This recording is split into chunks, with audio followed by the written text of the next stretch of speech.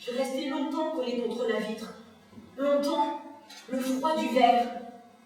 J'attendais que la lumière disparaisse, chassée mollement par la procession masquée du soir. Un horizon, tête inconnue, nu-tête, un horizon de tête qui se plaquait carnaval singe de l'autre côté de la vitre. À chaque fois, je reculais, terrorisée, horrifiée d'être seule, fragile, face à face avec ce début de nuit. Georges, c'est toujours au crépuscule que tu partais. Au crépuscule, après m'avoir baisé vite fait, je collais mon front contre la vitre, Georges. J'avais ton sperme qui me roulait le long des jambes, Georges. J'attendais la procession masquée du soir comme les petits attendent le défilé du carnaval, Georges. Dans un silence total, Georges. Quand tu partais, c'est comme si tu bâillonnais le monde. J'aurais voulu crier « Georges! Georges! Je t'aime, Georges !»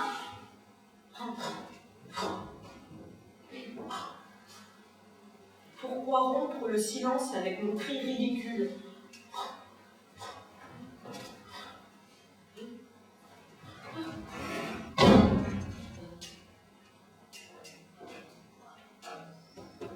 Sur la vitre, une trace rouge.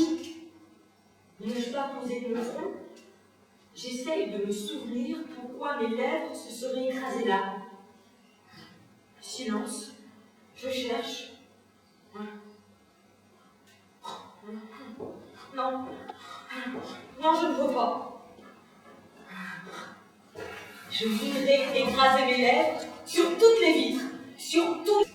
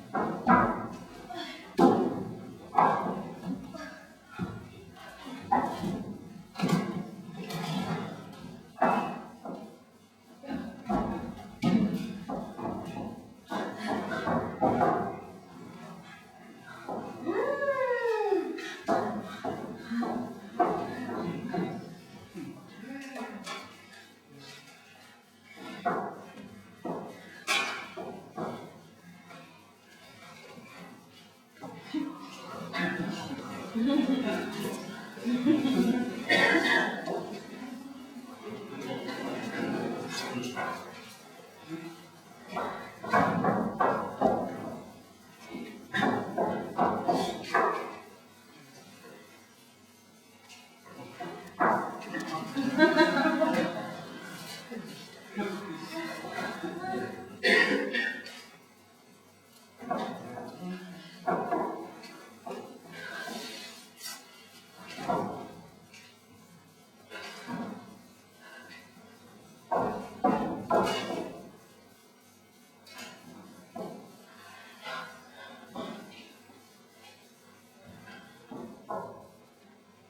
champs de betterave, être bagage, partir.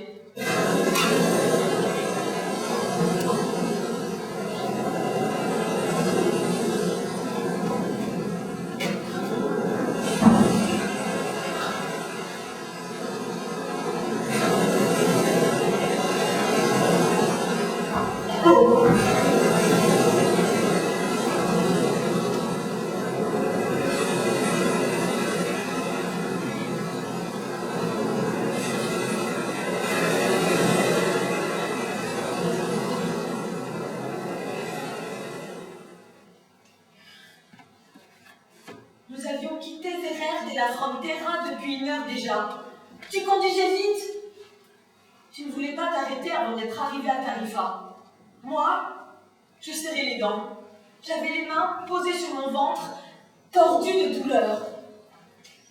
Nous avions quitté. Tu me regardais méchamment. J'ai aboyé 1 fois, je crois. Puis tu m'en as mis une. Oh. Je suis sortie à 4 pattes de la voiture. Je suis tombée sur le bas-côté de la route.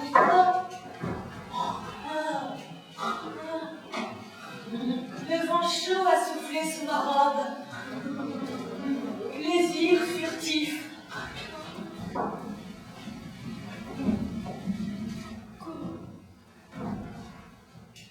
Triste ébriété.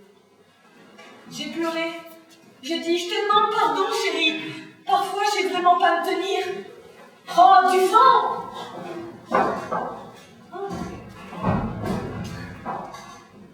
Oh, du vent! Et les mouettes aussi. Tu te souviens du premier hôtel où nous sommes descendus à Tarifa? Tarifa, ville au bout d'un monde. Le nôtre, Jean. Hein? Tu te souviens, Jean?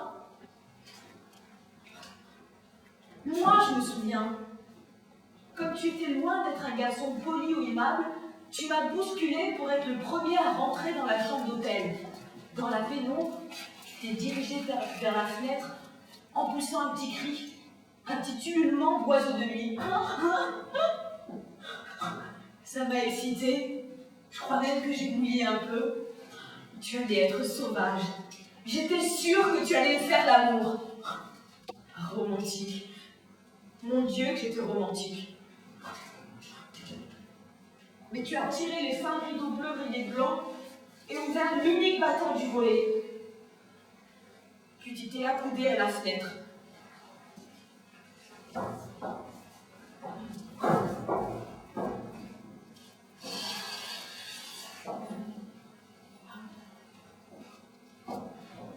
Tu es resté immobile.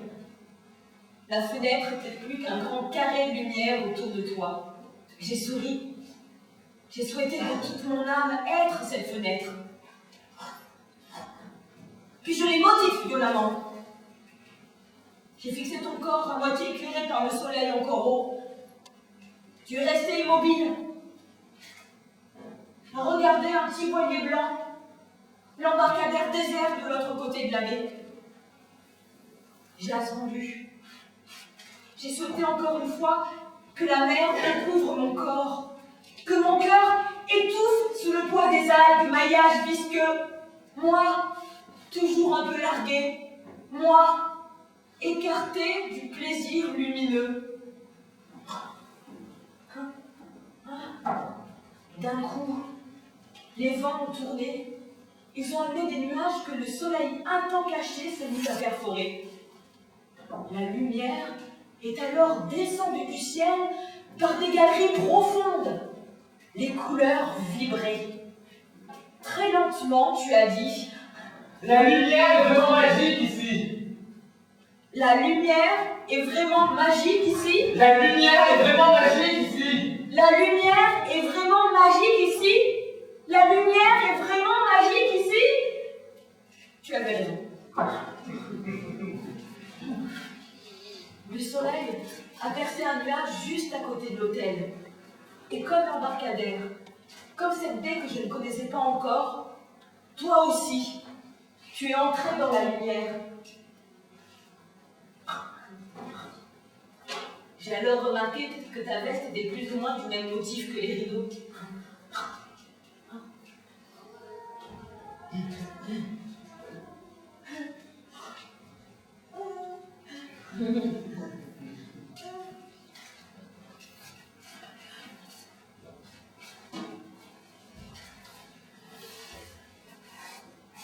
Moi, je me suis sentie un peu sale, un peu vilaine assise sur le lit défoncé de cet hôtel du bout du monde.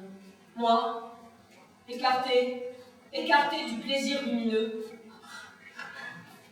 J'ai écarté un peu mes jambes pour toucher mon sexe.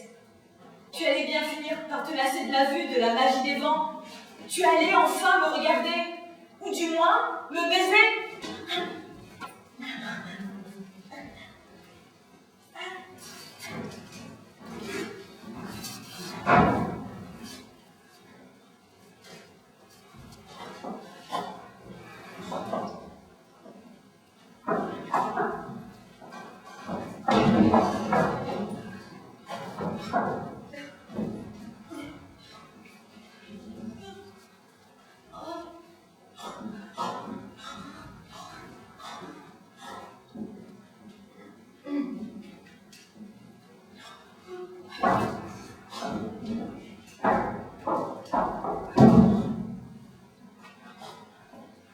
Depuis ce jour-là, depuis notre arrivée à Tarifa, je sais que cette lumière magique ne m'a jamais enveloppée.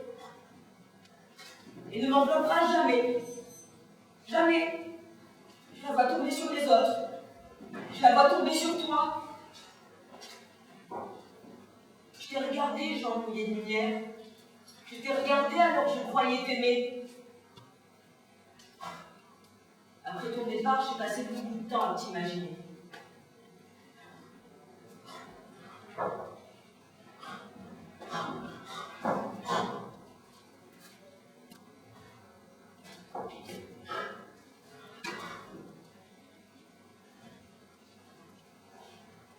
Il faut bien se souvenir de la couleur de l'eau, de l'emplacement du petit voilier blanc, de l'embarcadère. Comme c'est étrange ici. Impression qu'il n'y a rien entre la fenêtre et la mer. La nuit qui a suivi notre arrivée, j'ai rêvé que de la fenêtre, je pouvais tremper mes doigts dans l'eau de la mer. Chatouiller les limandes. Tu entends? Tu entends ce que je dis? De la fenêtre, chatouiller les limandes. Le rivage, les paillotes, la supérette, tout ça semblait avoir été effacé, réduisant à néant la perspective. Juste toi à la fenêtre et la mer collée derrière. Des limandes. Des limandes. Ben oui, des limandes. Caresser les limandes. Ah. Ça sent bon. Des baisers. Reste là. Attends. Entre, elle est grosse. Et ben ouvre. T'as personne qui est là. Attention. Je t'aime, c'est chaud. Comment un être humain peut être illégal?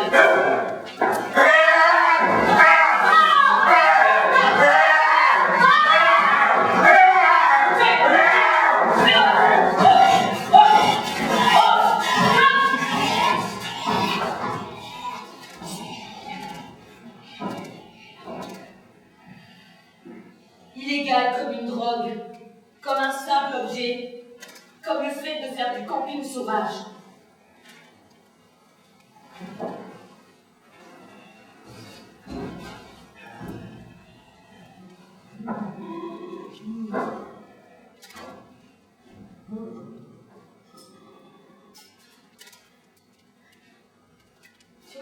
longe la mer, je me suis souvent assise parmi d'autres femmes. Elles posaient parfois une main sur ma cuisse, fermement.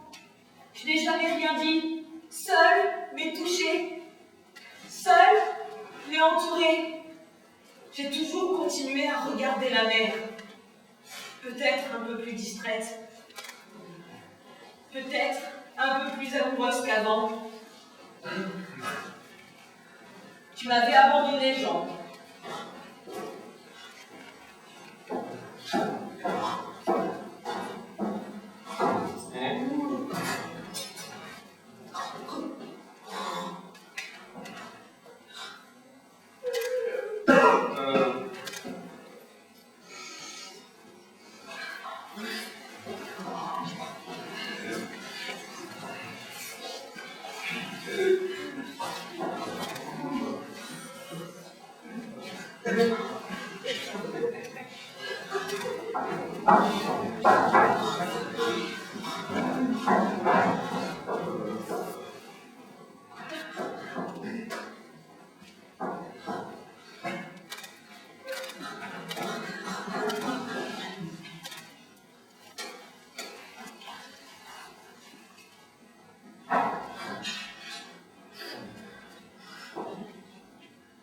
À mon âge, c'est fini l'amour.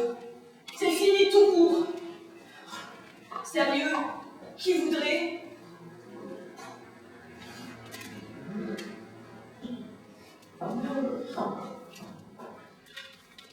Avant de disparaître définitivement, je voulais vous dire, Jean, Georges, je ne suis pas rancunière. Je ne vous en veux pas. Toi, d'avoir traversé le détroit.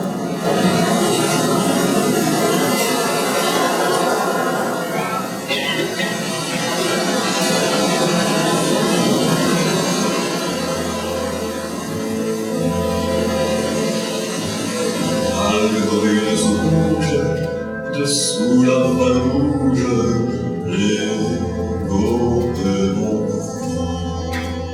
Mes amours leur ressemblent, il n'en reste, il me semble, que goémons.